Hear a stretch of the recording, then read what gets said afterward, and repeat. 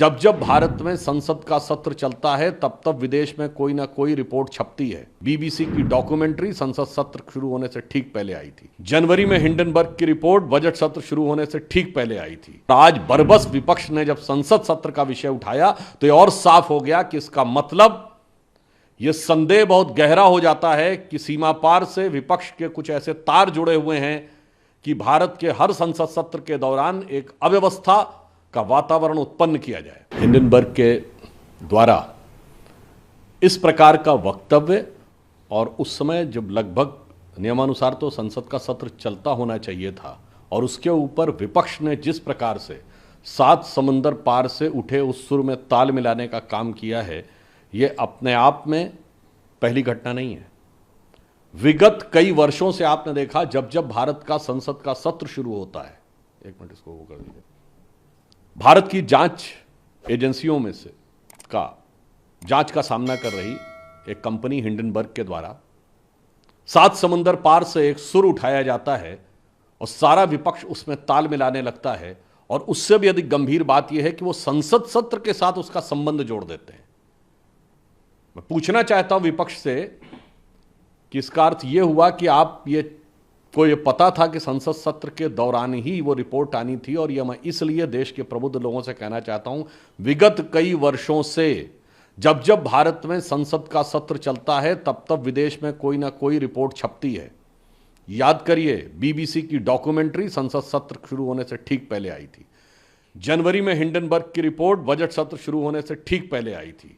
कभी religious freedom की report आती है, कभी किसानों को लेकर कमेंट आता है विदेश से, तो कभी ग्रेटा थनबर्ग का स्टेटमेंट। ये सारे सीक्वेंस जाके देख लीजिएगा, संसद सत्र के दौरान ही आते हैं। और आज बरबस विपक्ष ने जब संसद सत्र का विषय उठाया तो ये और साफ हो गया कि इसका मतलब यह संदेह बहुत गहरा हो जाता है कि सीमा पार से विपक्ष के कुछ ऐसे तार जुड़े हुए हैं कि भारत के हर संसद सत्र के दौरान एक अव्यवस्था का वातावरण उत्पन्न किया जाए।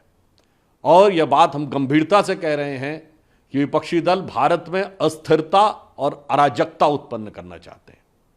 क्योंकि अभी हाल ही में संपन्न चुनाव भारत के इतिहास के इकलौते चुनाव थे जब 7 समंदर पार से बैठे हुए किसी धन कुबेर ने कहा, जॉर्ज सोरोस ने, कि मैंने $1 बिलियन रखे हुए हैं भारत में मोदी जी की सरकार को हटाने के लिए। कोई एक घटना होती तो किसी देश का बयान आ जाता है, तो कभी कोई रिपोर्ट आ जाती है। तो हमारी समझ में यह नहीं आता है कि ये सारी बातें, और फिर वो विदेश में जाकर ही राहुल गांधी जी अनेक प्रकार की चीजों की अपेक्षा करते हैं। कांग्रेस और विपक्ष के नेता जाके विपक्ष से अपेक्षा करते हैं कि भारत में हस्तक्षेप किया जाए। और मैं पुनः गंभीरता के साथ कहना चाहता हूं कि भारत के अंदर ये आर्थिक अराजकता उत्पन्न करना चाहते हैं भ्रम के द्वारा, चाहे विषय भारत सरकार की कंपनी का हो या कोई निजी कंपनी का हो। ये वही लोग हैं जिन्होंने 1 साल पहले कहा था LIC डूब गया, इन्होंने कहा था SBI डूब गया, इन्होंने कहा था HAL हिंदुस्तान एरोनॉटिक्स डूब गया।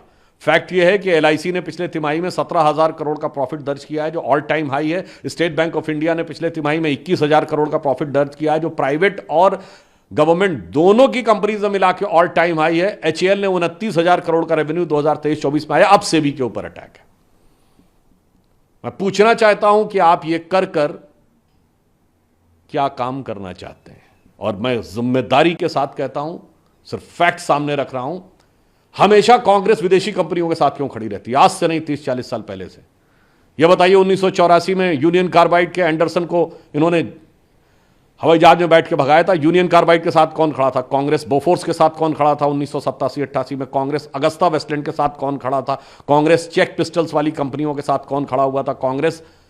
और बीबीसी के साथ कांग्रेस, हिंडनबर्ग के साथ कांग्रेस। और मैं फिर भी कहूंगा, राहुल गांधी जी एक ब्रिटिश कंपनी में काम भी कर चुके हैं जिसका नाम था बैकऑप्स। तो आज हम विपक्ष से पूछना चाहते हैं कि विदेश की संस्थाओं और विदेश में छपने वाली चीजों में, और आपको ध्यान हो केजरीवाल जी ये भी बोल चुके हैं कितना मुश्किल होता है न्यूयॉर्क टाइम्स में छपवाना, ये वर्ड है उनका ऑन रिकॉर्ड। तो मैं पूछना चाहता हूं एक लाइन में कि ये विदेश के संस्थानों से ये कौन सा याराना है कि भारत के आर्थिक संस्थान के हर विषय के ऊपर आपका निशाना है? सर, ऑपोजिशन जेपीसी इस मुद्दे पे क्या कहेंगे?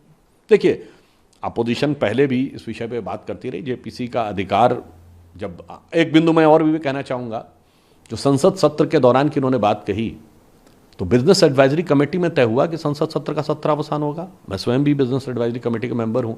तो बताइए, कांग्रेस के लोग तो उसमें थे।